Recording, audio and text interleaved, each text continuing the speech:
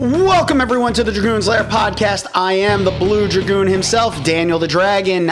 We have a Happy New Year episode for you guys. Jimmy is unable to be here for the recording of this episode, so we have a special guest that is here, a good old buddy of mine. So we're going to get into that, but I want to wish everyone a Happy New Year, and hopefully things are going good for you as the start of the new year. I realized what the problem was because it didn't have the desktop audio. Oh, that sucks. Yeah, so now I got the desktop audio up and running. Cool.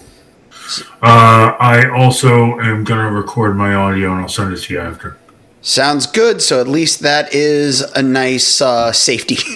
Shit. Exactly. Yeah, not doing that again. Exactly. That's my point. Yeah. It's not. And I've got the, I actually also have the, whatchamacallit, the audio mixer recording as well. Oh, that's good. Because the P8 Zoom has the micro SD card, so I can record directly on, and it'll record each audio channel individually, as well as a full mix. Is that how you do the recording when you're there? No, actually, in Record we do the same thing. The only difference is I have a second webcam, so we have two webcams, one on me, one on Jimmy. And when Mike was here, it was me on one camera, Mike and Jimmy on the other one. Fair enough. Mostly because I'm right up against the wall behind me, so they have more room so I can angle. Right. Always nice. And Jimmy provided the better webcam for the two of them. Nice. Yeah.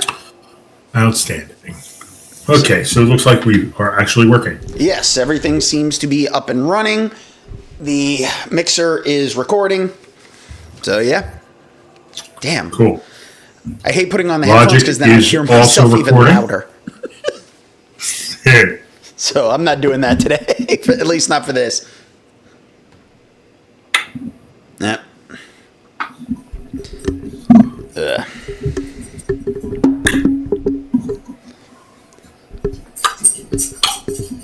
Yeah, I haven't done the remote version in a while, so that's why everything got thrown out of whack.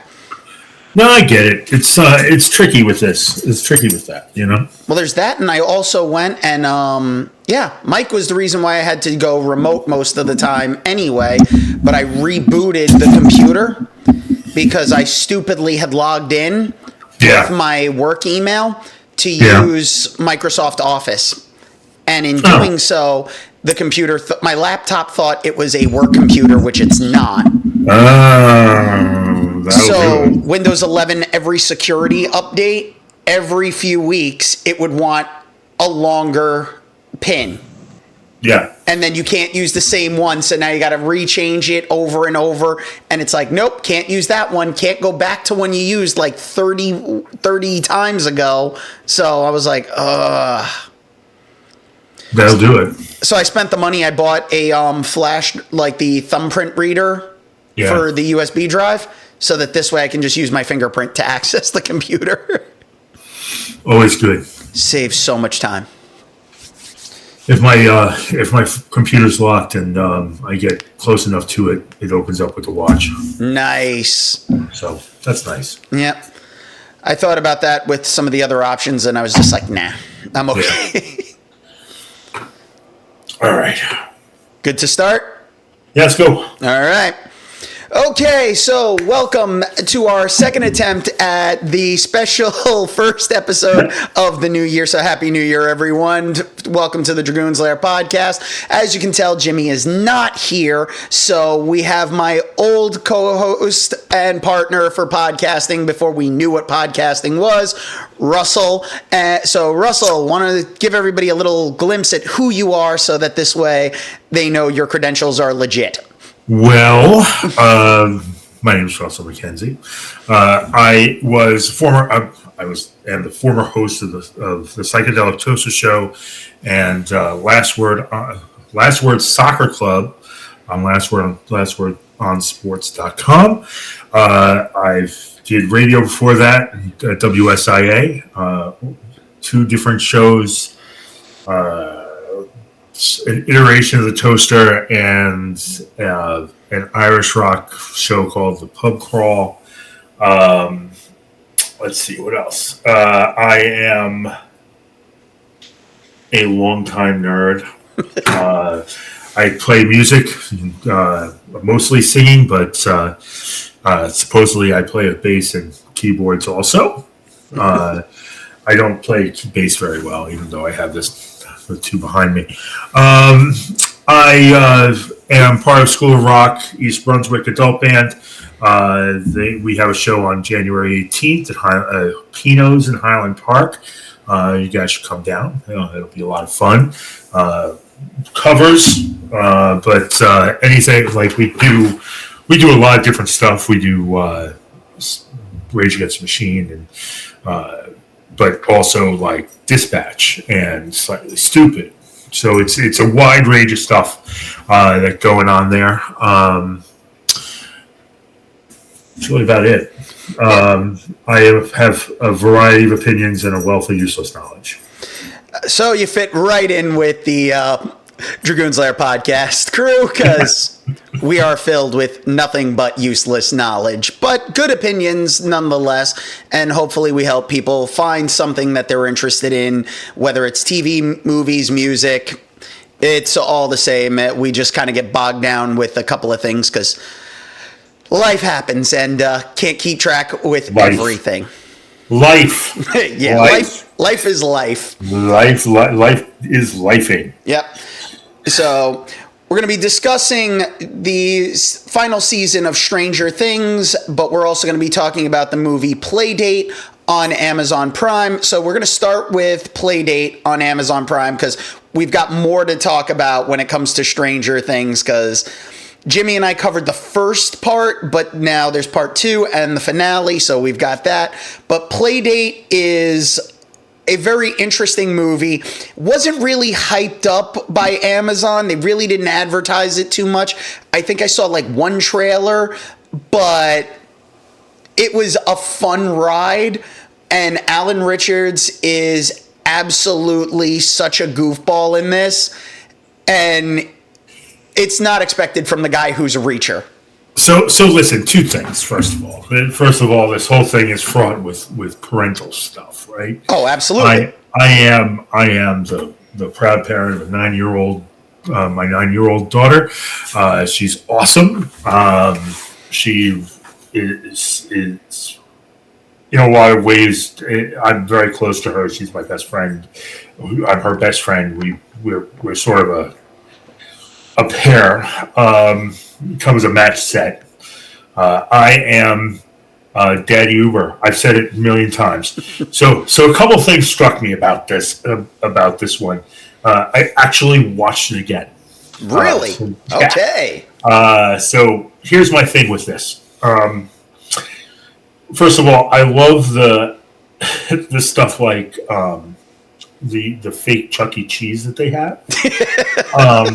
I have very often said that Chuck E. Cheese has. It shocks me that Chuck E. Cheese is still open, because I'm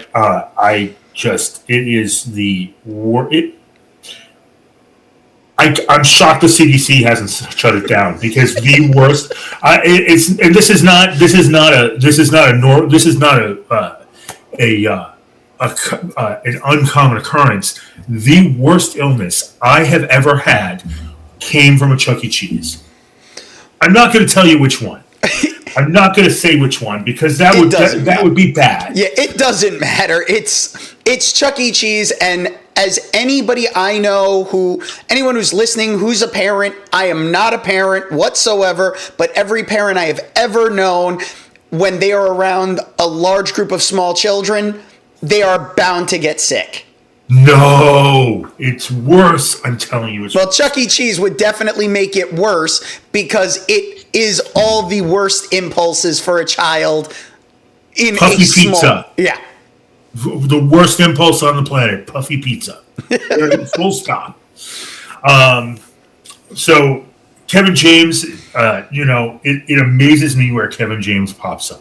He does he does some random ass shit sometimes, and there he is, being like, trying to be awkward stepdad with this kid. It's just really funny, and then you have Reacher. Yeah.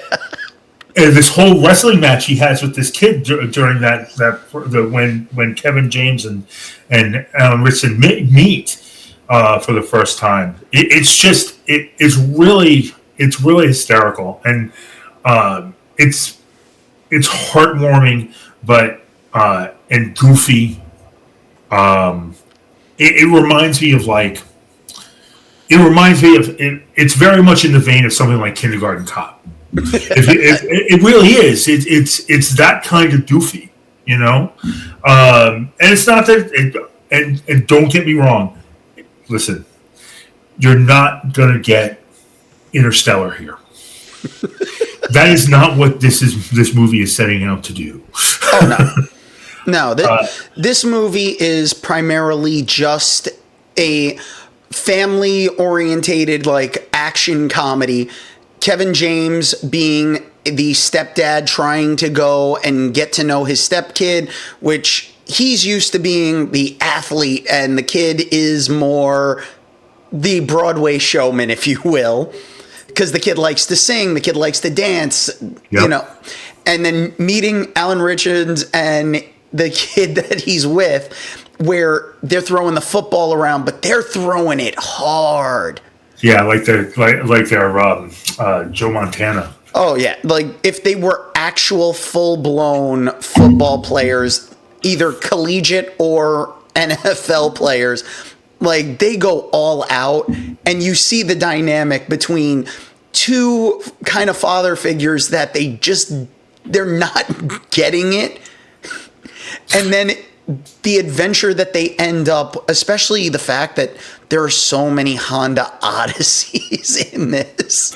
So let's talk about that. There are three. Let's talk about minivans for a minute. Yep. Because I know that's what your listeners want to hear about. Of course. So there's really three minivans that are out there that make up the parent culture. The minivan culture. It's not even it's not even parent culture. It's minivan culture. Because you'll see non-parents driving these things for work vehicles, but that's not the point. There's three of them. Primarily, you will find three: Honda Odyssey, which is the showpiece in this movie. The Toyota Sienna. I owned a Toyota Sienna. I just got rid of it. We're talking months ago. I've got rid of my Toyota Sienna. I'm regretting it a little bit. But the third one is the Dodge Caravan, which my dad owns a Dodge Caravan. Oh wow! He hasn't had small children in his life for many years, and he still drives this Dodge Caravan. I don't know. The point is, there's this car chase scene where this Honda Odyssey is doing things that no Honda Odyssey should. Yeah, with the mafia. Yeah, right, exactly. And what my thing with that is, I would actually like to see if a Honda Odyssey legitimately could do something like that. Take it out to the raceway out in Marlboro and see what happens. Yeah, all of the action sequences in this movie are absolutely amazing in such the worst way possible, because you can't. You know what it reminds me of? Remember Chuck? Oh no, Chuck! Yes, I do remember Chuck. The cars that they used for Chuck. Yes. Where the Nerd Herder vehicles. That's right. The Nerd Herders. They did some amazing stunts with those things. Meanwhile, you sat there and you were like, there's no way this vehicle is doing that. No way whatsoever. Then again, you could say the same thing. The DeLorean is an iconic vehicle in movies, and yet we know if it didn't have the change in engine that they put in the movie, it would not be able to hit 88 miles an hour. Right. Exactly. You have to have a jet engine on the thing to make it, Yeah. to make it go, and that makes total sense. Look, I still can't believe my expedition has a top speed of like 220. So like I don't know how anyone would drive that and still control it. You know, it's a big vehicle. It's not made to do that. That's not what it's put on this planet to do. And Honda Odysseys are definitely not put on this planet. No. To go fast and furious. But you know what? It is a great advertisement for the Honda Odyssey, because if it could do even a fraction of what they had to do in this movie, the most versatile vehicle on the market today. Yes. That's all they would need to say. Yeah. And then show clips of this. Exactly. But also the most stolen vehicle in that movie. True. Because he stole his first one, then stole a second one. After like having a car chase surrounded by the mommy mafia where they all have the same color on the Odyssey. That's right. The same color. To find out that it's not even his kid, but he has a relation to the kid. I don't want to give too much away, but when seeing this kid that's with Alan Richards, who, you gotta admit, Alan Richards has one hell of a career.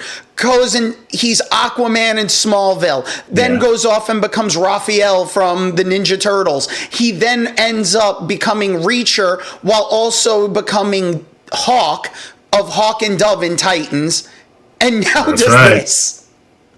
Titans was so good too. I felt like just talking about that for a minute. Titans. I'm also a DC nerd. For those of you who have not met me, I prefer DC to Marvel. I'm that guy. Yeah. All of you know one. I'm the one that you know. So Titans, right? Titans, I feel like Titans was what they wanted DC's Legend of Tomorrow to be. It pulled out all the cheese from it. It didn't, like, they were able to do things on the HBO platform that they just weren't able to do on CW. No. Which is crazy because you had Arrow, and Arrow was not a, I wouldn't show it to my 5-year-old. No, but DC Legends of Tomorrow, I probably would. Oh, but you could tell there was a tonal shift when it goes to the CW universe, where Arrow was dark and gritty. They wanted Batman, but they couldn't get Batman, so they got Oliver Queen's Green Arrow. And then once they introduced the Flash, that's when they started changing the tone to be a little more lighthearted for all the other shows. But the stuff that was on HBO, like Doom Patrol, Titans, even Swamp Thing, those were all like more adult, and they were really good, just underrated because they weren't being pushed. Batwoman was listen, it was adult, it was dark, it was vicious. It just had issues because of storylines. Well, that's because they went sideways with CW and stopped putting money into it. I mean, that's where it was. Well, it was also then changing the lead actress when Ruby Rose left, and then they switched over, which I think their second choice, Jivica. She was all right. She actually was really good. I just felt she didn't get a fair shake because Agreed. Everyone was still like looking for Ruby Rose. Agreed, 100%. But no, like Alan Richards, though, coming into this movie in Playdate, after doing like a bunch of these more serious characters and getting to see him be such a goofball, where he was in the last Fast and the Furious movie, it works. Lord. Oh, the last Fast and the Furious movie. Listen, I've been complaining, and Jimmy knows that I was like, they said they did them both at the same time. It was supposed to be a 2-parter, then it was becoming a 3-parter. We haven't seen one. We got it came out the same time as the first part of the last Mission Impossible movie, and we got the second part of the Mission Impossible before we got Fast and the Furious. At this point, I think we're going to get Grand Theft Auto 6 before we get the next Fast and the Furious movie. We might get the Knights of the Old Republic remake before we get the next Fast and the Furious movie. We're going to cross over into video games. Let's really talk about it. At this point, I just want another Riddick movie. They're in the works for that, aren't they? Hopefully. I saw something like that. He goes back to Furia. Yeah, and I would love to see another Fast and the Furious movie, but Riddick was more my favorite when it came to Vin Diesel. Yes, I agree. I think Chronicles of Riddick is probably one of, I would say, the best movie he's ever done. Yep. And talking about that for a minute, I really want to know what the filmmakers had on Dame Judi Dench for her to be in that movie. What the hell did they have on her? They must have had something. And that's not saying that's a bad movie. It's just not something that you would normally. But that's the thing with like Judi Dench. She pops up in some stuff that you wouldn't expect. A lot of these like older, classically trained actors pop up in these movies where you're like, what are they doing? Let's face it, you see Helen Mirren in the Fast and the Furious franchise. That's true. So weird. It is so weird. Yeah, it's absolutely weird, but it works on so many levels.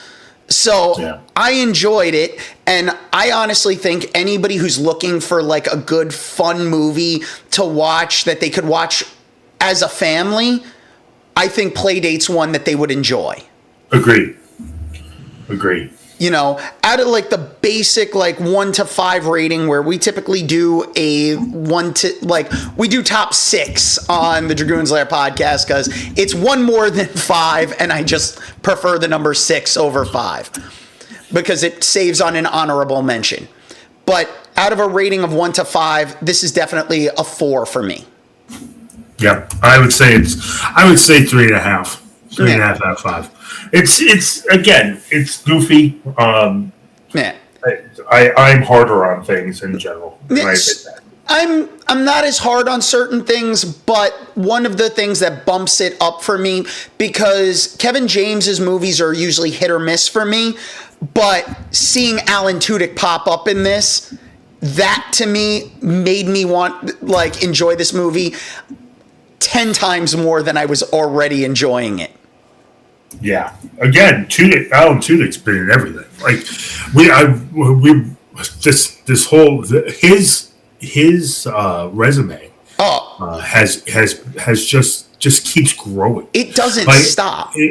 No, it doesn't. So there he was in playing. There he was in Playdate. But let's go back. He was Gary in Superman recently. Yep. The voice of K2SO in the Star Wars universe. Clayface, voice of the Joker on Harley Quinn, Dr. Phosphorus and Creature Commandos, and then he has all the ridiculous shit he does. So like, the voice of Hey in Moana, or the goat Valentino in Wish, and he was actually in that. So Disney. I am also a Disney person. Yep. For those of you listening, in Disney, for the 100th anniversary, they did this short called "Once Upon a Studio." Right, all the animated characters from all 100 years of Disney movies, appeared in this thing. Yep, and he voiced the Mad Hatter. I'm telling you, he like.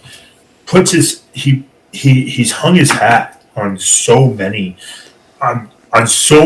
different IPs at this point. Oh yeah, the guy doesn't stop working. He's the Ryan Seacrest of voiceover actors. Well, here's one of the funny things. We tried recording this the first time, and the audio didn't come through on one end. So this is our second attempt at recording this. So people won't understand. So I'm just going to say it. There is. And I remembered the title because it was going to just come to me. because Alan Tudyk did his superhero show that the DC title. Powerless.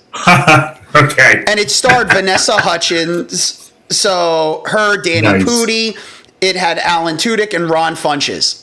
Yep. Just those people alone make it worth it, but he plays Bruce Wayne's cousin, running like Wayne Tech. He's Van Wayne. His character is named Van Wayne. Oh Lord! Like it was short-lived. The final episode had Adam West was in there, so there were some deep cuts. You never really saw the major superheroes, but it was Wayne Tech building like all these different like gadgets and stuff that the superheroes would use and stuff. Right. It was so worth it. Yeah. She goes back to school tomorrow. I'm sorry, you have to edit this out. That's fine. She goes back to school tomorrow. Yeah, well, they all go back to school at some point. Yeah. But I'm waiting for the people to now leave the gym because they'll quit soon enough. February. After they have their Valentine's date and they felt good, then they'll leave. All right, Alan Tudyk.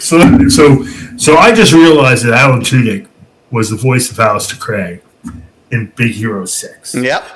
Just going through the Disney movie stuff. He was actually in Justice League War and he was the voice of Superman. The guy just keeps working. He is literally everywhere. I still have to actually sit down and binge Resident Alien. Yeah, I so do I.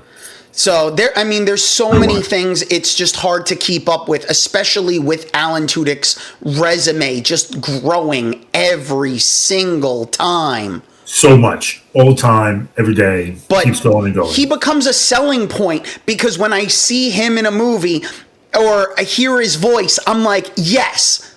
Yeah. Exactly. It was this. I had that moment where I'm watching the documentary series Icons on for the Spider-Man movies, and I'm listening to the person narrating it, and I'm like, is that Yuri Lowenthal?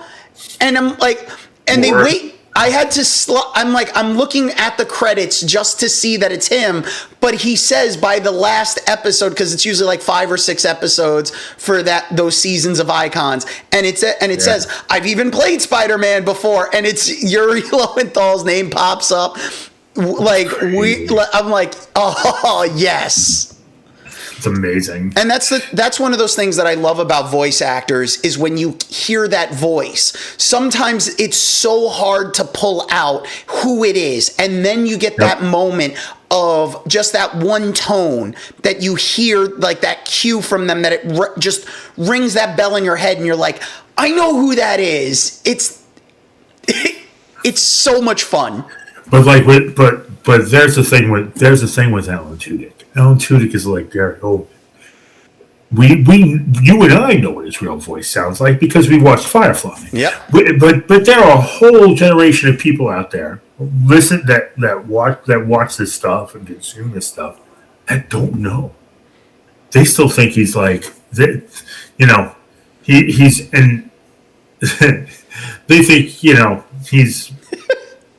he's Dutch from Transformers, and from Transformers movies, like that. That's who they think he is. And I like looking through this. I just realized he was in MODOK. So he's not just in, again, going back to this. Yep. He's in so many IPs. He's Marvel. He's DC. He's Disney. He is everywhere. All over the place. It's like if you need the man of 1,000 voices at this point, you're probably looking at Alan Tudyk as being one of those top guys that his voice can just range all over the place. That's right. Now, so we both agree that Playdate is a fun ride that everyone should see. I've got it at a 4. You've got it at a 3.5 rating. So sure, but it's pretty much one of those movies where I'm not a parent And I'm pretty sure I would make those exact same mistakes and roughhouse with a kid the same way Alan Richards does, where it's like, go to sleep, just go to sleep, joking the kid out. Right. Because him hanging from the rafters. Like, it's one of those things where it's just a fun ride. Yeah, I mean that's what you really look for in something like that. You're not looking for groundbreaking, award-winning stuff. Oh no, this will not be up. This is not going to be up for an award at all. But it reminds me again. It reminds me of those 80s and 90s action movies that were all concept. They called them high concept, right? So it's like you have a big concept, but the script is loose. And it very much reminded me of that kind of aesthetic, and that's not a bad thing. Yeah, we could always use some escapism. It also wasn't something that needed to be over 2 hours long. Right. Exactly. So, speaking of over 2 hours long, Stranger Things. Now, look, the second part being a bridge season really was exactly that. We find out that the Upside Down is a bridge between Hawkins and the Abyss, Planet X, whatever they want to call it. I think they called it the Abyss. Yeah, they called it a bunch of different things. The problem was they spaced everything out too far apart. The pacing just wasn't right. But when they hit their stride, they knew how to tug on those emotional heartstrings. Getting Max out of that comatose state, and like while you've got the Demodogs running around coming after them, and Miss Byers is a complete and total badass, using the like oxygen tank and the dryers to like take out the Demodogs. Yeah, that was badass. Like she really didn't do a lot. It was like I felt like Mike's dad was the one that you were like, he's useless. He did get to kind of show like him defending his family at the first part of season 5, but he was like in a coma for the second part of it. So it's like, you don't see him. You figure Mike's mom, however, you're sitting there and you're like, all right, she spent more time like flirting with Billy in previous seasons and thinking about cheating on her family than actually doing anything. And now she becomes like the big hero right before we get Max waking up, coming out of it. And that was where they got a lot of the emotion, which I think helped out a lot. At least for the second half. Oh, absolutely. So like what? All right. So I finished my own personal journey with this. Yep. I finished Stranger Things and I immediately restarted. Of course, I've done it. We went back to season 1. And I started. My wife really hadn't watched it, so we've been rewatching season 1. Mike's dad's an idiot. Oh, absolutely. And what really struck me about. Look, I'm going to talk about this from a more holistic standpoint than just getting into the nitty-gritty details of this. And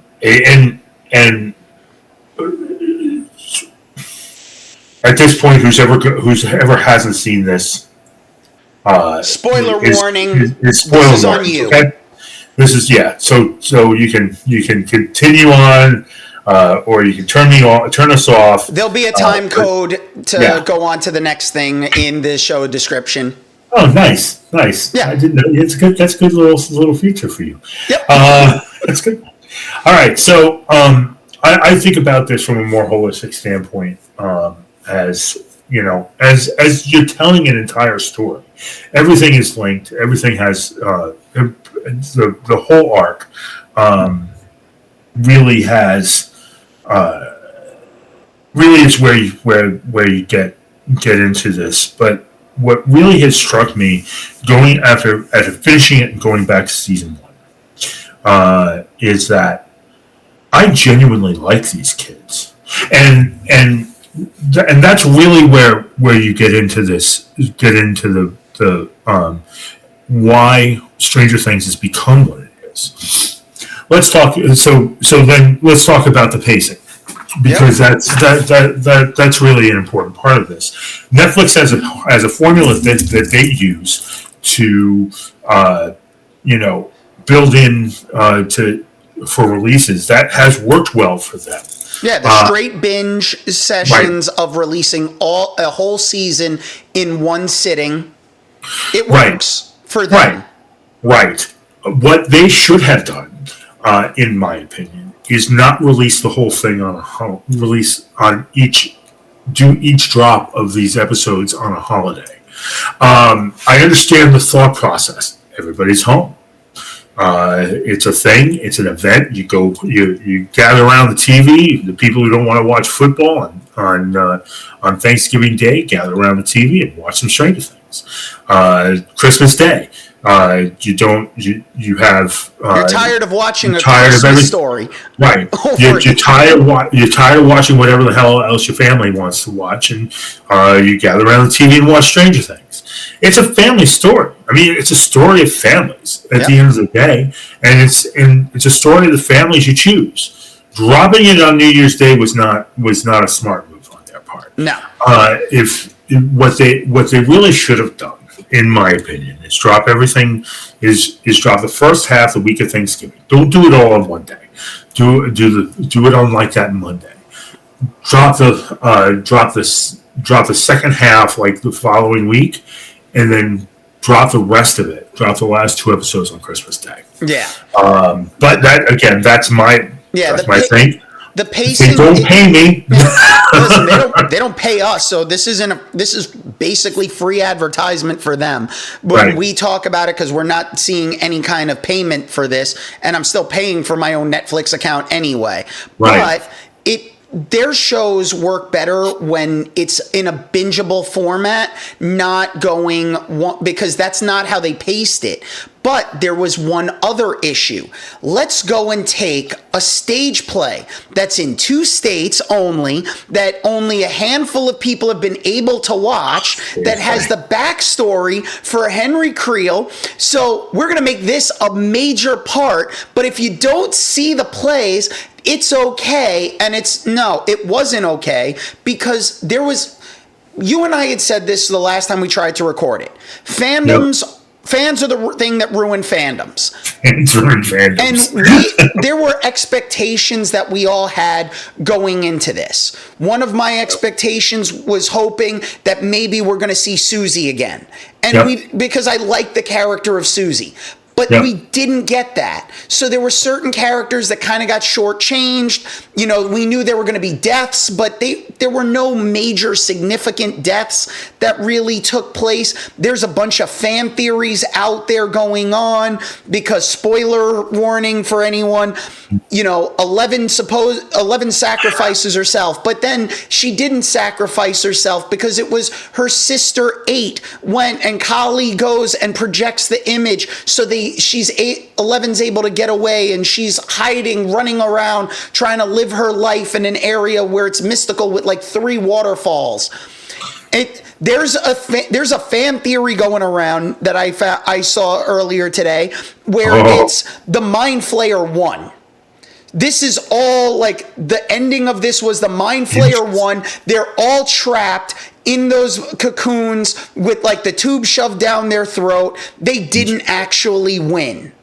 So interesting. The people are trying to come up with their own things to make themselves feel better. And I enjoyed the show. I enjoyed how everything progressed. I enjoyed that they had it set up so it's childhood progressing on for another generation of kids to then take up the mantle of playing D&D and stuff. It is that like age-old story of coming of age, growing up, and then seeing maybe your younger siblings or cousins or whatever it is, picking up the mantle of childhood and seeing it from another perspective. That's fine. So people fandoms ruin fans ruin fandoms. Let's just put it there. Fan theories being what they are. I don't. It always comes back to that inception moment. Yep. Here's what I think. I think that 11 is dead. I think that 11 is sort of takes this Valinor trip. This Valinor type trip, like Frodo and everybody does at the end of Return of the King. They go to Valinor, across the ocean, which is a euphemism for they're dead. Yep. They're no longer in the world of the living. 3 waterfalls, guys. Like, come on, we're not. She's somewhere else. Yeah. She's somewhere else. She's on a different plane of existence. She has moved on, awaiting the train trip back to this plane for reincarnation or some shit.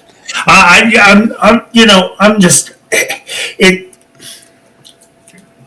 We just gotta learn to enjoy things. Yeah, it's have your own way and just enjoy it. And it doesn't have to have a Hollywood ending. It doesn't have to. Not everything's going to end happily. And that's the thing, though. Fans are going to always have their own expectations.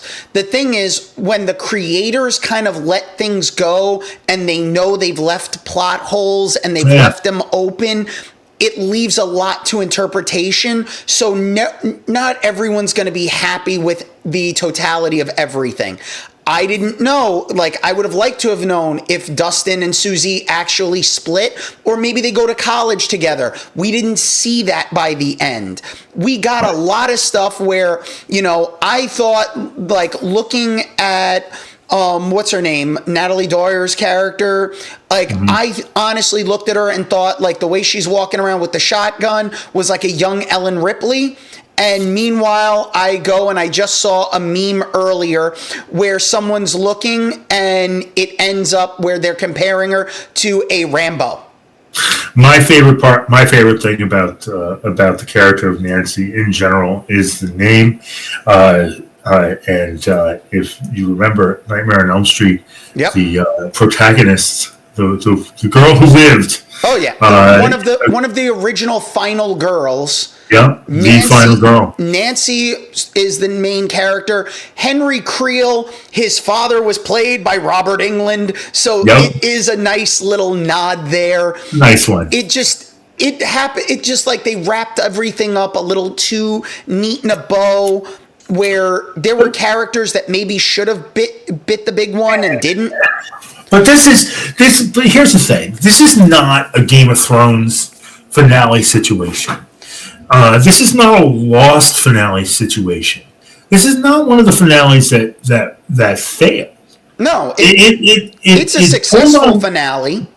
It pulled on the right strings. It resolved. It resolved a lot. It did not resolve some things. Why didn't it resolve some things? The Duffer's going to make more of this shit. Well, that's the thing. We already know that the Duffer Brothers have an animated series season that's coming out in 2026 that's going to take place between seasons 2 and 3. So they're going to have the animated one there. The Duffer Brothers have been talking about how the portal in Hawkins is closed, but that doesn't mean there aren't other portals someplace else. So they have spin-off shows and ideas that they can go with, which I'm okay with that. But I want them to at least release the stage performances, record it, show it the same way they did with Hamilton. So at least this way we can get more of that backstory. Give us a little something if you're going to say, well, we're using stuff from this, but you don't need to see it, but you kind of need to see it. I got to tell you, I didn't hear about that. I didn't hear about that stage performance until Friday. Yeah. I didn't even know it existed. But there is a bonus thing on Netflix about the stage play, a behind the scenes thing. Yeah, well, I don't have time to watch that shit. I don't have the time or the energy unless they're going to put the whole stage performance. I don't need to see the behind the scenes stuff. Although it is nice that they're giving us stuff like that, since it's not like they're giving us DVDs of each of the seasons so we could get director's commentary. That's something I kind of miss. I miss the days of having the video stores going in, and the VHS tapes didn't let us have like the bonus stuff, but when you could rent the DVDs, you got the bonus material, you had the director's commentary, you had the behind the scenes stuff. Hell, you even had some Easter eggs for the menu screens. They gave you a lot. Yeah, I mean, look, with DVDs were really, as a platform, as a media type, DVDs and Blu-rays really are an incredible platform. One of my favorite things was to listen to and my favorite. I've said this before, and I haven't said it to you in a very, very long time. My favorite director's commentary was on Three Kings. Movie with George Clooney and Spike Jonze and the other guy. I can't remember what his name is. I haven't seen him in a long time, but the director was really went into how the film was made, and I enjoyed that. That was one of the things that I loved about director's commentaries in general, and most of the movies that I really adore, I've listened to those director's commentaries. Some of my favorite director's commentaries were actually from the Trauma films.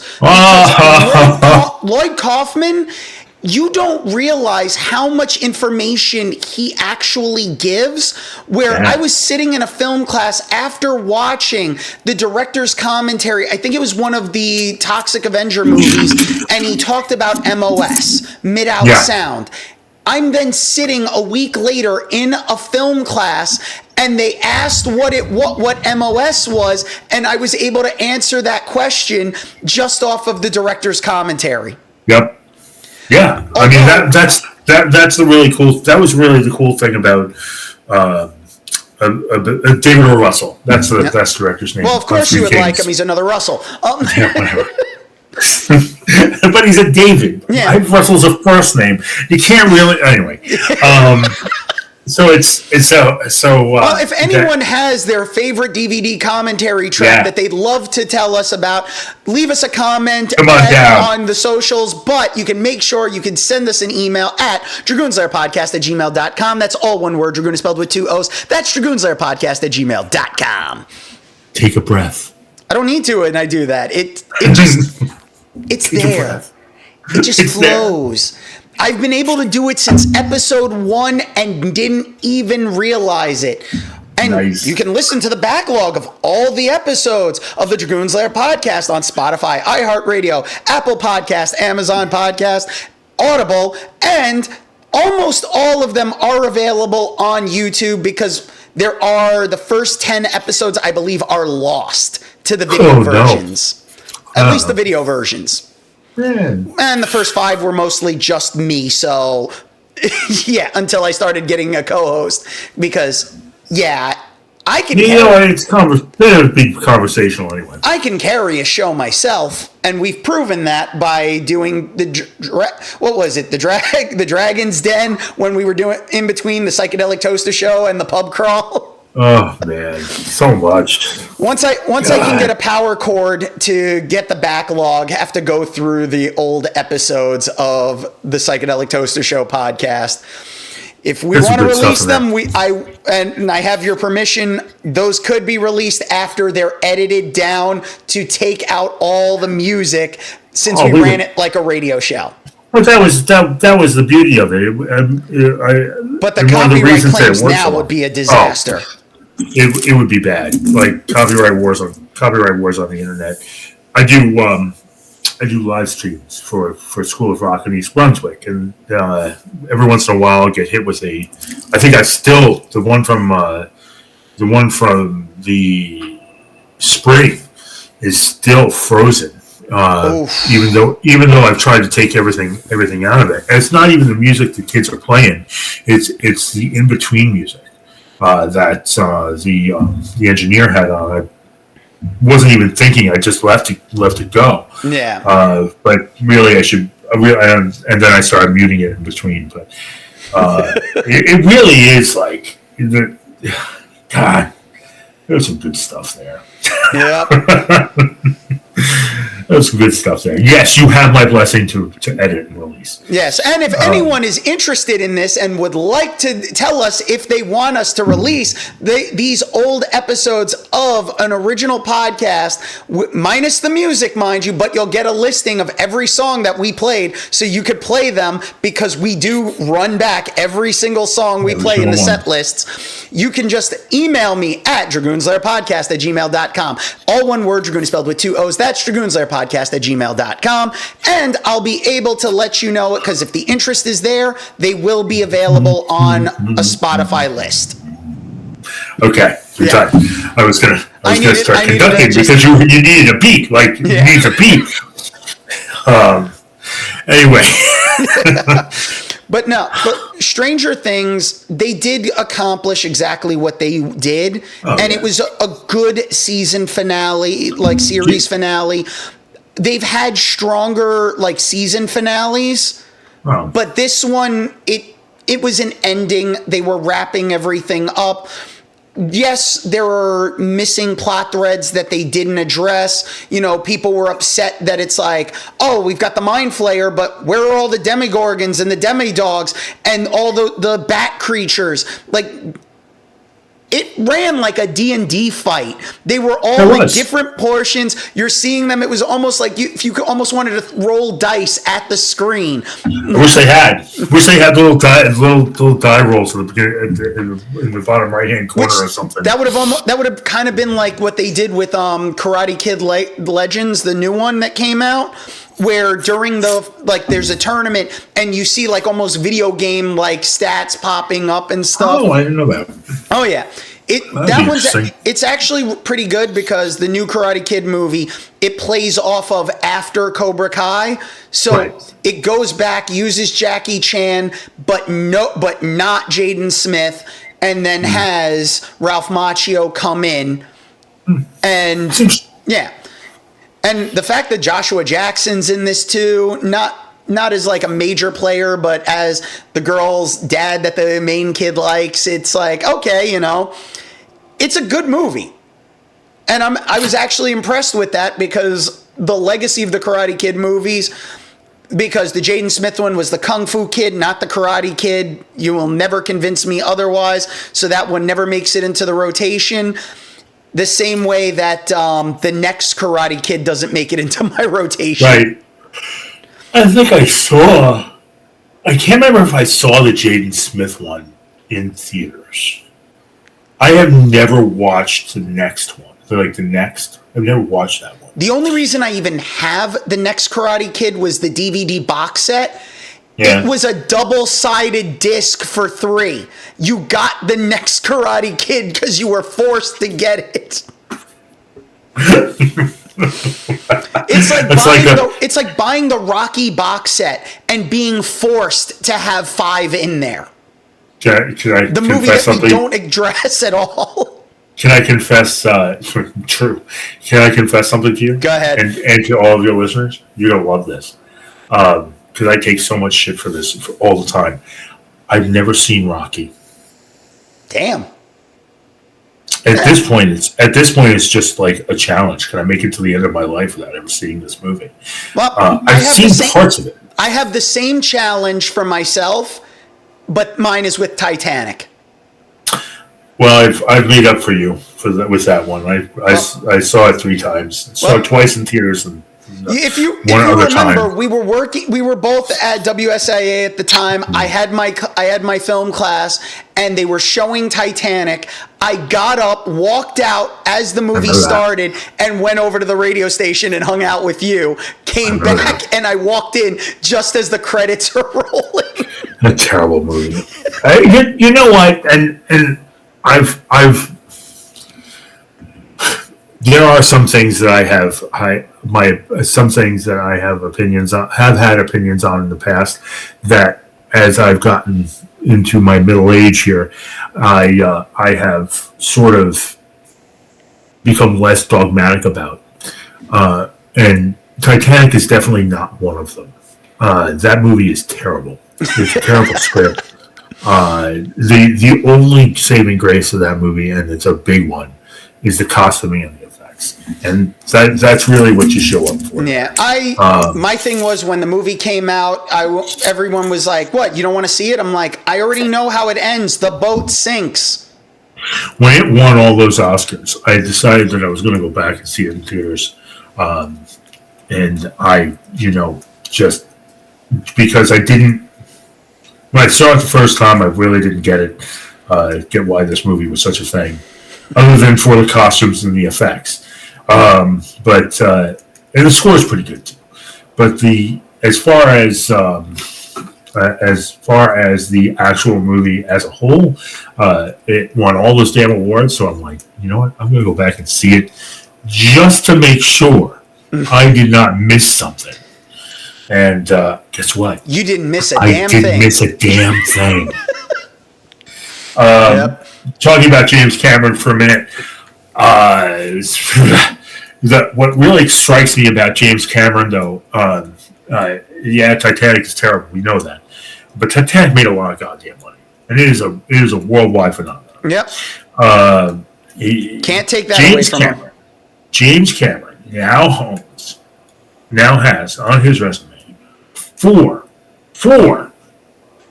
movies that made over $1 billion. Walt Disney Company announced today that Avatar: Fire and Ash crossed the 1 billion mark just over this weekend. I still have not seen the second one. It's great. I didn't like the first one. I was with an ex-girlfriend of mine, and she told me to go see, we were together at the time, had me go see it, and she forced me to see it in the 3D version. Yeah. And it was literally giving me a headache wearing the 3D glasses. I've seen all three of them in theaters with the 3D glasses, and the first one had about the same effect on me, but the technology's gotten better. Yeah, well, you know what? When you're looking for a mineral called unobtainium, I think you've lost the plot. Okay, you have it, and I'll tell you why. Unobtainium is actually a real fucking designation. Are you kidding me? I am not kidding you. I thought so too. I thought it was the easy way out. I thought it was bullshit. I couldn't believe that was what he called this fucking rock. Like, what? Why are you calling it unobtainium? You have a massive imagination. You are literally like one of the filmmakers that makes things happen and has made some of my favorite films of all time. Terminator 2. The Abyss, Terminator 2. And I would actually qualify Way of Water as one of my favorites. The second Avatar is actually very good. But here's the thing with James Cameron. Not only do you have the balls to the sheer cojones to have 4 different $1 billion movies on your resume, but also you had the balls to go out and force all these fucking theaters to get special fucking 3D glasses. Yeah. He reworked the 3D technology to make Fire and Ash happen. And it is, if you haven't seen it, and this is just general, I'm not paid. It's a long fucking movie. It's 3 hours and 15 minutes. It's going to be 4 hours of your day. It's going to be a 4-hour experience of your day because you're going to go for the trailers and just throw back to Stranger Things for a moment. Barb will return in Avengers Doomsday. And so will Wash. Wash will return in Avengers Doomsday too. I'm a leaf in the wind. Watch how I soar. So you go for the Avengers trailer. You sit there and stay and watch the movie. It's really good. It's a lot. It's edited. It's a 3 hour and 15-minute movie that is edited at the same pace as Avengers Infinity War. Oh. It is it is chop, chop, chop, chop, chop, chop, chop, chop, chop, chop, chop. They do not linger on stuff. Maybe I will give it a shot on a day when I have nothing, and I mean absolutely nothing, because 4 hours of my life is precious to me. Yes. That is 4 hours that I could have spent at the gym. Right? I agree. I'm with you, man. I am absolutely with you. There could have been anything else going on. It would have been fine. I could have watched, 2 movies in that period of time. But I want you to think about this. You and I saw the Lord of the Rings movies in theaters, right? Yep, for a midnight showing, mind you. Those are long fucking movies, and I'm not talking about the special editions, which are coming out next weekend. Yep. Or the weekend after in theaters. The extended editions are they're doing that with. Again, Return of the King is basically a 4-hour movie. I watch it every holiday season. I watch the 12 endings. Yep. The Valinor. Off to Valinor. But going back to Avatar, not many people have the balls to do what James Cameron did with that. What he did with these Avatar movies, plus what he is planning on doing with the next 2. The fact that he has so many people caught up because of just one franchise alone is impressive, and I take nothing away from him. He's not a director that, even if he has movies on his resume that I don't like, he's not a director that I will sit there and completely bash. He's not Tarantino. I will trash till I am blue in the face. And that all started when he decided that he was going to talk shit about Wes Craven. Well, I mean, But when he went and decided, I don't know if you saw, because there was a channel that Robert Rodriguez did some interviews and stuff, and he was talking to Tarantino, and they discussed about Pulp Fiction being edited out of order. And Tarantino said he felt the audiences are smart enough that when they pick up and they see, that goes before there and that attaches to there. And then he does the Hateful Eight. And right during the Hateful Eight, he gives director's notation during the movie to tell you that she's poisoning the coffee while we can see it. And it's so the audiences are smart, but now they're dumb. Which one is it? Quentin Tarantino is probably, and a lot of people hail him as incredibly good filmmaker. He's a better writer than he is a filmmaker. Yep. He's a great writer, but I would have handed every single one of his movies over to a different director, with probably the exception of Inglourious Basterds, because that movie's fucking great. Listen, he's got some good Reservoir Dogs. Yeah. Reservoir Dogs classic. Yeah, he's got good movies in his catalog, but he got to a certain point, and it's he went off the deep end. Well, that's what they all do. He was pretentious he was almost pretentious for pretentious sake. And now it just got even worse, where it feels like he went on a bad ayahuasca trip and never came back. That's probably the best way I can describe it. Well done. Yeah. Well done. I like that one. That's a good one. Yeah. And that's the thing. There are directors that do good work. There are directors that do bad work. There are directors that we sit there and we're like, how does this guy keep making movies? But we say the same thing about certain actors. Yes. So, yes, we do. Out of everything, it's, Stranger Things worked to the best of its ability. And the Duffer Brothers, being a pair of brothers directing stuff, they knew what they were doing. They started off strong. The ending was a decent enough ending that it ended off one series before they go on to their next thing. Right. And it'll be a new cast and crew of people. It'll be interesting to see. But the easiest comparison, because of the pacing, really boils down to, if you take a look at Welcome to Deary, weekly release, The pacing never got bad. The pacing was consistently at a level where you wanted to see the next episode. Stranger Things, there were those episodes where it went up and it made that high, and then it came down and didn't come back up until it was like maybe an episode or two later.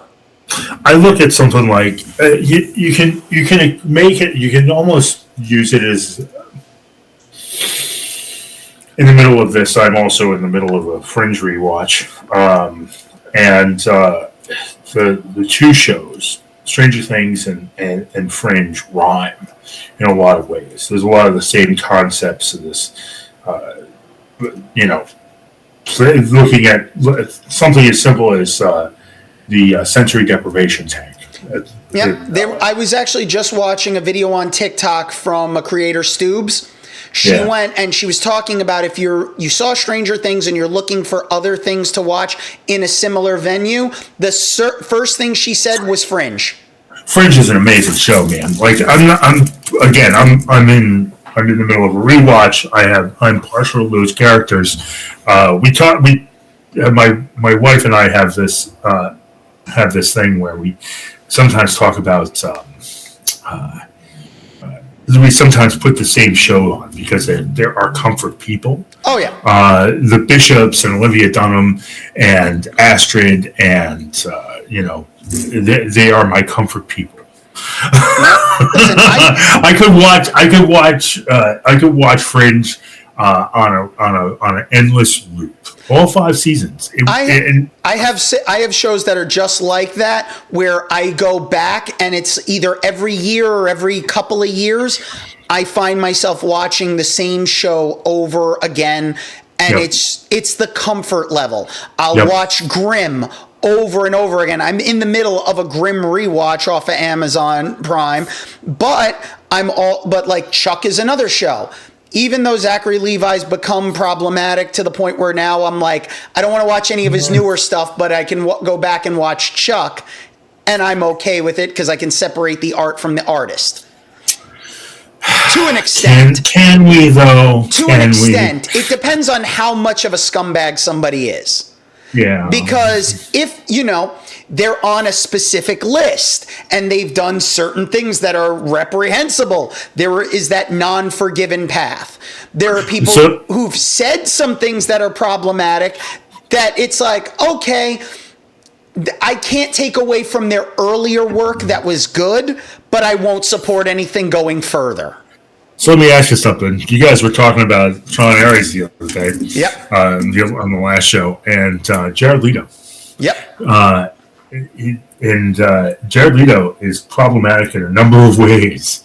Oh, absolutely. And I get why people find him to be a pariah, but again, he is way less problematic than somebody like Neil Gaiman. Oh, absolutely. Or what was the other one? Who's the other one? Who's the other one? There's a few of them, but like when it comes to Jared Leto, he's a good actor, but he picks bad scripts. Oh, he makes bad decisions.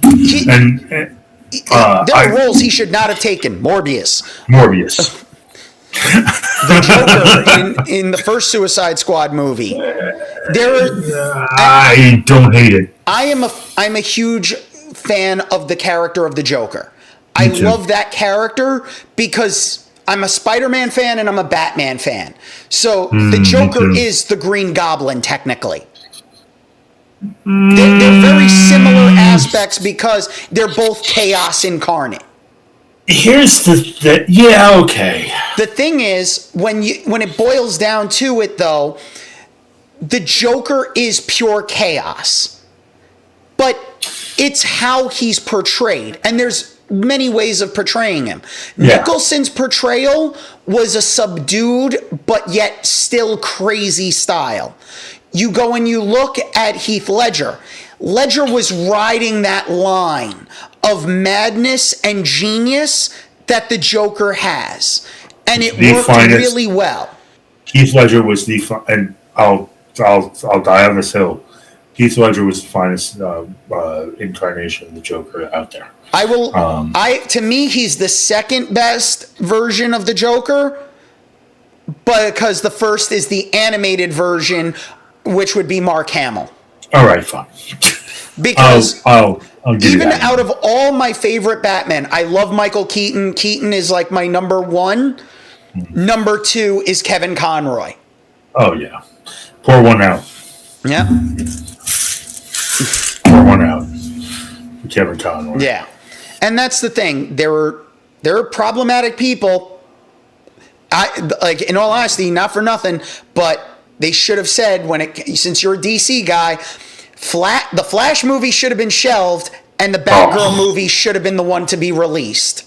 Yes, I really hope one day we get to see that Batgirl movie. Well, if the Netflix deal goes through with HBO, who's to say that even though it was a tax write-off for HBO Warner Brothers, it doesn't get released as a streaming release on Netflix? So I have my fingers crossed for that one, because a $90 million Batgirl movie was something I was really looking forward to seeing.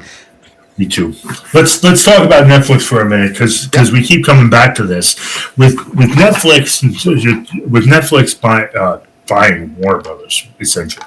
The Warner Brothers declined the Paramount, Ellison, Skydance Entertainment. Thank God. And the Kushners and Saudis all pulled out their money out of that deal anyway, which is one of the reasons that the deal's dead. But what's happening now is that they are going on a smear campaign, I believe. Did you see this deadline thing where they said where the rumor deadline is that Netflix is only going to give they're going to release like a 17-day. They're only going to allow films to be in theaters 17 days before it hits streaming. I don't believe that. I just don't believe that. That does not sound right. No, and especially because Netflix just went and put the final episode of Stranger Things aired in theaters. So Let's take it one step further with K-pop Demon Hunters. Guillermo was that too. Guillermo del Toro's Frankenstein, which is which is my new favorite version of that movie. That story, by the way, if you haven't watched it, we did. I had to watch Jimmy and I so good. Jimmy and I reviewed it a few episodes back. Not a bad movie. Guillermo del Toro as a director is hit or miss for me. And I did enjoy this one. So I like him when he's unhinged, and his storytelling and his direction was unhinged in this. Pan's Labyrinth, like Pan's Labyrinth is my Guillermo del Toro. Blade, my Guillermo del Toro. Yep.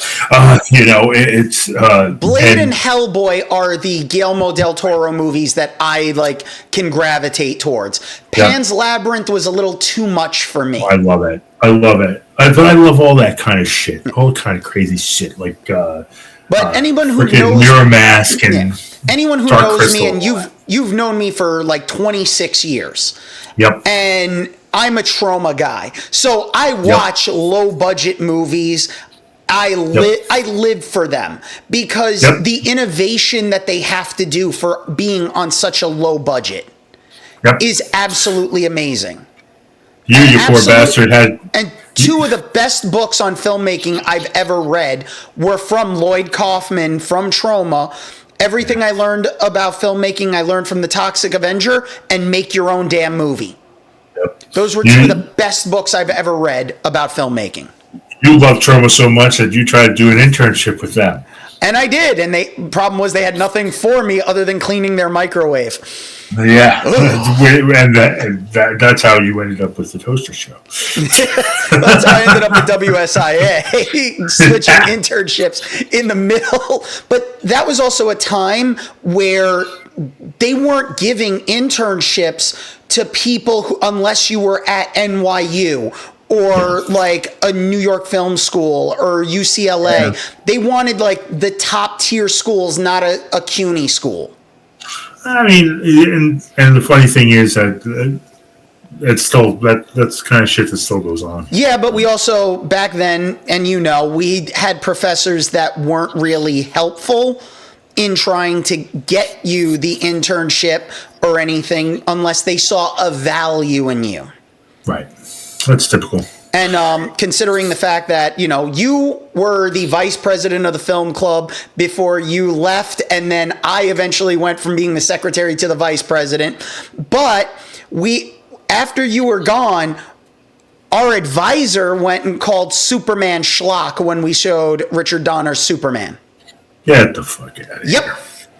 Now, granted, I can understand he got upset that we showed Masters of the Universe, which I have He-Man on my sweater.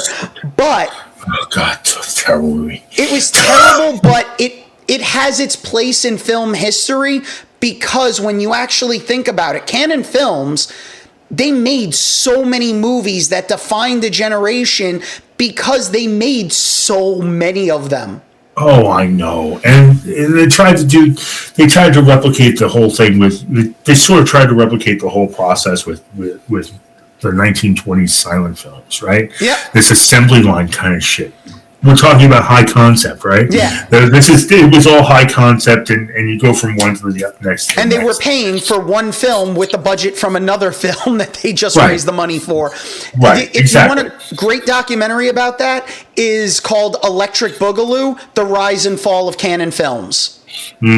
There's actually a moment in the documentary because Sylvester Stallone was doing Over the Top for Canon Films. He shows up on the Masters of the Universe set, sees Dolph Lundgren, and tells the director, "You gave this guy lines?"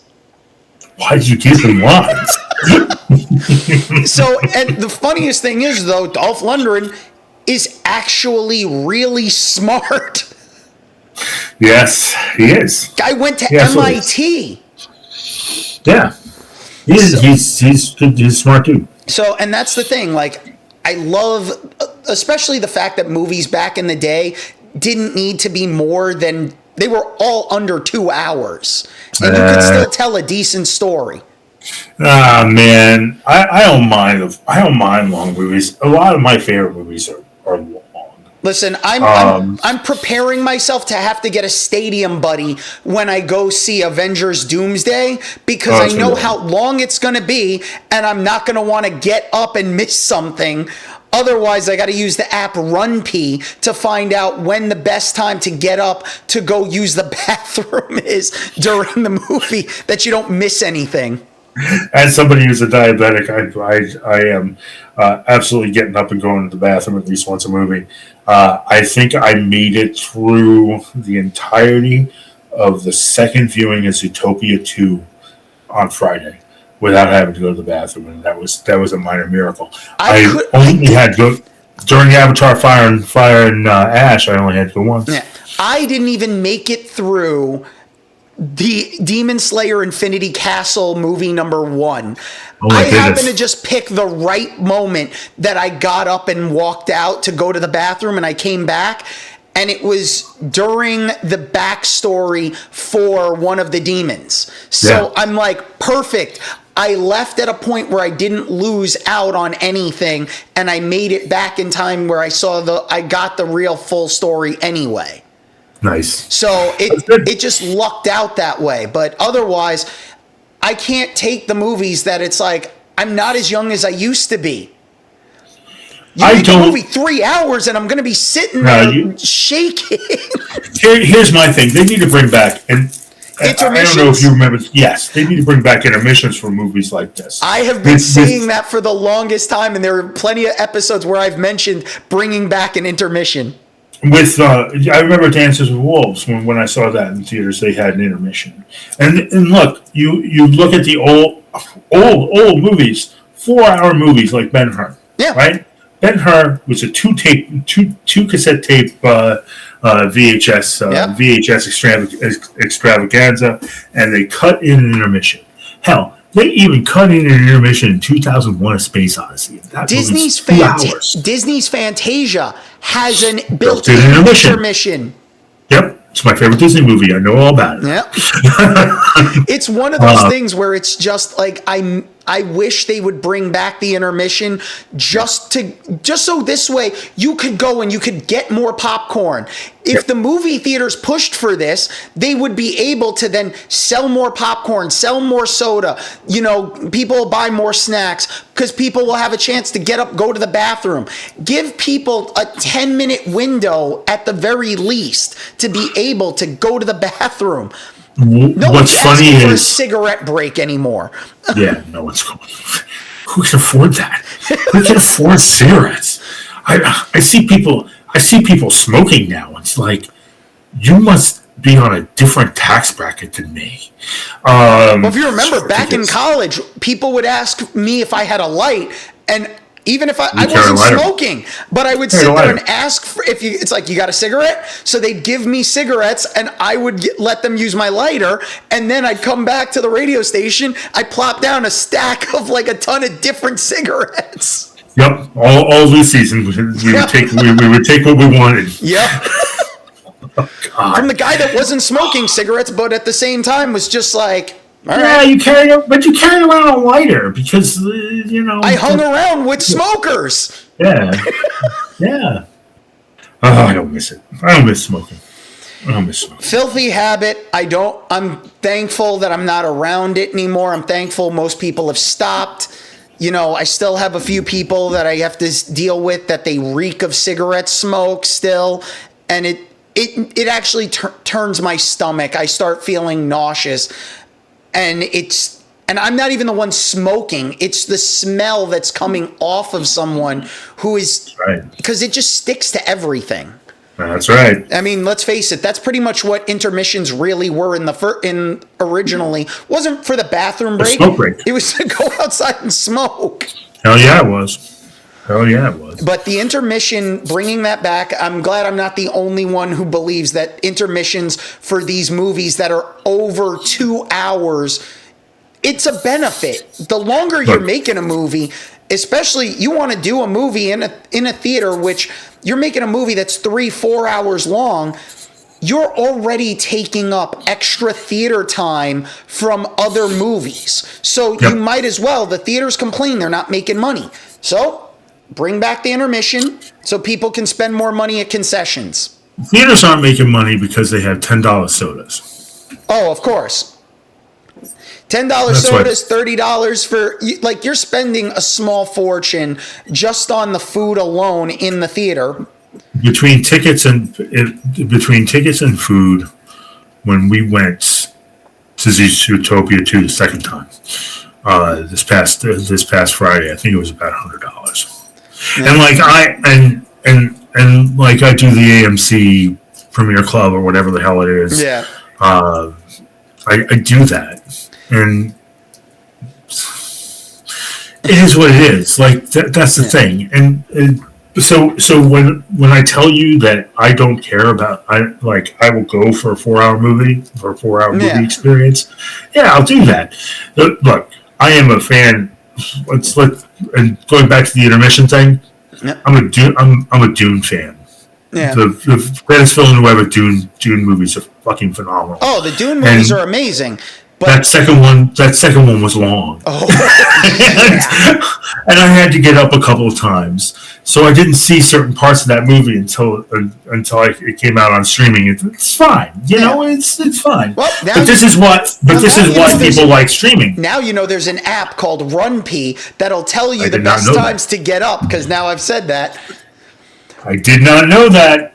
My buddy Rob, before he passed away, he was using that when he was going through his chemo treatments. His wife told me, that was the app they were using because he would go, even though he was doing the treatments and everything, for them to go to the movies and stuff, he would use that to know because he'd have to get up and go to the bathroom. Yeah. So I'm like, you know what?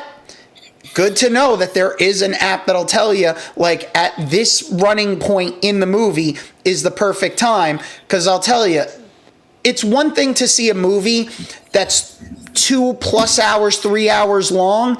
It's another when it's 30 minutes or more of trailers before the movie starts. 20 to 30 minutes. They even have it, the AMC app even says it.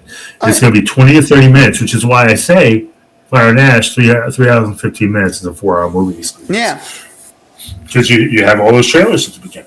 That's why it's like you pay for your ticket. You don't want to sit there. The problem was, like, I went to the theater and I saw the Spy Family movie in theaters, and I loved it. I loved the anime. The movie was great. The problem was, I get there, I'm expecting there's going to be a bunch of trailers. So I got there on time. I walk into the theater, the movie's already playing. There were no trailers, really. I was like, what happened here?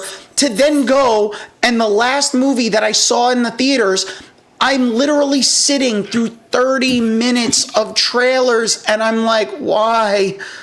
Oh, dear Lord, why? Plus 3 Coca-Cola ads. The Coca-Cola ads, the advertisements that are reminding people to turn off your cell phones. And Nicole Kidman. Look, I'm fine with a Nicole Kidman ad, but when I have somebody telling me turn off your cell phone, but my phone is already on airplane mode, but other people are taking pictures of the fact that they're in the theater. I'm not gonna lie, you're terrible with phone use. I'm that guy too, in the theater. But I'm not having full conversations, and the ringer's off and everything's off. Oh no, you and I haven't seen each other in person in a while, and one of the things that happened to me when part 1 came out, I'm in the theater watching it. I paid for my seat. A couple sits down next to me, and I kid you not, they went, and I knew they were going to be trouble. The second they put their feet up in the reclining chairs, and the girlfriend takes her phone out and is taking a picture of like her feet showing the screen. They were talking through the entire movie. He got to a point where his phone went off. He got up and left. It was a miracle that happened. But he comes back. We're like 2 hours into this movie, and they're talking, and I got to the point where I just said, would you shut the fuck up? And he looks at me and has the audacity to ask me, did I just tell him to shut the fuck up? I did tell you. I looked at him dead in the face, and I'm like, yeah, I did. And he tells me to move. I'm like, no, I was here first. I paid for my seat. You've been talking through the whole movie. Go. Get up. You can get up and change your seat. His girlfriend made him change seats because I wasn't budging, and he looked like he was looking for a fight. But no one's used to someone standing there, like literally sitting there looking at you like, I'm not budging. I'm not going to apologize because you're being rude and inconsiderate. During let's style the way back machine here a little bit to the premiere of The Matrix. Oh God! It was laser pointers had just become a thing. So like we were sitting there and we were sitting there before the movie started. Astor Plaza is a theater that no longer exists. Huge theater. Gigantic screen. It's one of those single screen joints in Midtown Manhattan. Beautiful theater. Saw so many movies there. But before the movie, there were these people that were there, shooting laser pointers at the screen. A friend of mine stands up, looks in the general direction of where he thinks the laser pointer is coming from, and with full chest says, if the laser pointers don't get turned off, they're going to get shoved up your ass. Yep. I did not say it. You didn't need to say it. Somebody said it, and that's the No, my friend who was sitting 2 seats down from me stood up and did this all on his own. Anyway. Oh, goodness gracious. Yeah. The movie theater experience isn't what it used to be. And people being worried that Netflix is going to ruin the movie theater experience, I don't think they're actually going to do that, because you know what? They already know that HBO is going to still keep making movies on their own anyway. So That's HBO right. and Warner Brothers are going to make their movies and their shows and stuff. So it's not like they're merging all the productions. They just want access to the library. That's right. So once it's like stuff's going to go to the theaters, guess what? They already know that's how the bigger stars are going to get paid from their contracts have to be in the theater long enough. We learned that lesson thanks to Disney screwing over Scarlett Johansson with the Black Widow movie. Yeah. It's like it was supposed to be in theaters for 90 to 100 and something days before going to streaming, and they didn't. And they didn't renegotiate the contract. The COVID era stuff with Disney, they were shooting themselves in the foot left and right because they didn't market things properly. And there's a lot I can lay on the former CEO. There's a lot you can blame Iger for as well now, currently. Iger, yes, yes, there's a lot you can blame Iger for as well. I think they're working too hard to please shareholders, which I get. I am a Disney shareholder. I like it when my share price goes up. I don't like it when it goes down. No one does. I get it, but you have to also remember where you came from with this. Anyway, they made a bunch of bad decisions as far as who they were handing the creative reins over to during this era around COVID and all this stuff. So like movies like Black Widow weren't marketed properly. A Strange World wasn't marketed properly. It was a great movie. Raya and the Last Dragon. I'm not even going to say that's a hidden gem. It is a classic. It's classic. And they just did not market it properly, and it's still sort of hidden. They tried to do. They had a lot of good concepts in Wish. Oh yeah, Strange Tales was actually Strange World was awesome. Strange World that was such a great movie, but they buried it. They buried it. They're doing this. They did the same thing with Wonder Man, which comes out this week, I think. This month it's out. So. This month.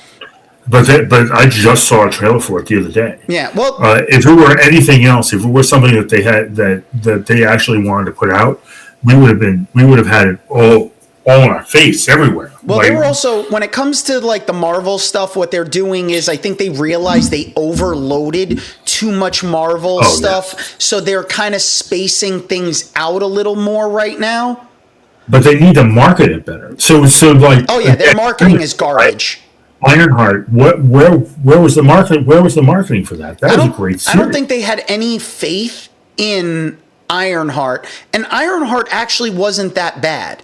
She-Hulk was actually really good, and they just shit the bed on that one because they wanted to sit there and pretend with like the bros, where it's like, oh, it's too much feminism and stuff. It was like, no.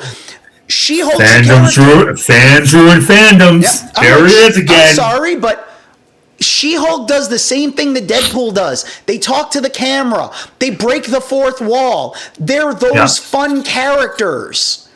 So I'll take it. So let's change gears about these fans ruining fandoms, and let's talk about Star Wars, because that's one of my favorite topics of all time. Of course. The Acolyte is one of the most underrated shows that they've put out. Pacing was an issue with The Acolyte a little bit. The Acolyte really you have to take it from a different perspective. The Acolyte was an anime series. Yep. It was animation. You've got gem. I know, I see it. I think we probably have to wrap this up. That's fine. Well, you have an open invitation to come back to the show anytime. I'll come back. Yep. You know I'm going to come back. Yep. So we'll wrap this up for now. Yep. And Russell has an open invitation. It's all right. I gotta go. You got Dad's coming right back. So yeah, I gotta go. Good talking to you, and we will have you back on the show, and hopefully you'll be here with me and Jimmy in studio. Yep. Sure will. All right. Thank you. You got it. Thanks a lot. Thank you all for listening to the Dragoon Slayer podcast, listening and watching. By the way, don't forget to do all the things. Hit the like, share, subscribe. We are on Spotify, iHeartRadio, iTunes, Apple Podcast, Audible, and any other podcasting platform, as well as YouTube. 1 week later, you can watch the episodes on Spotify before anyone else gets the chance to see the video versions. Not only that, but you can get in touch with me, Blue Dragoon 13, on Blue Sky, Threads, Instagram. You can find my YouTube channel, Blue Dragoon 13. You can also find me on Twitch. You can find Snapchat, which is only there for me to go and promote the podcast. But you can also find us and get in touch with us on TikTok, Blue Dragoon 13. But there's also the wonderful way of Dragoon Slayer Official on Instagram and Threads. You can also go and join the Facebook group, which is Dragoon Slayer Podcast. Not only that, but the best part is every one of the links has a description in all of my socials that if you go to the link tree, you can go and you can find, what was that? Oh, that's right, the Discord group, where we can grow our community and we can go and make this something where we can do even more and do some live events as well. So I want to thank each and every one of you for listening. Thank you all for tuning in. Make sure you like, share, subscribe, do all the things, get the algorithm working for us so other people can find the show. I want to thank Russell for joining us and being a great co-host. We definitely look forward to having him back. Jimmy will be back on the next episode. So make sure you tune in for the Dragoon Slayer podcast each and every other week on your favorite podcasting platforms. And with that being said, Happy New Year, everyone. You don't have to go home, but you can't stay here. Now get out.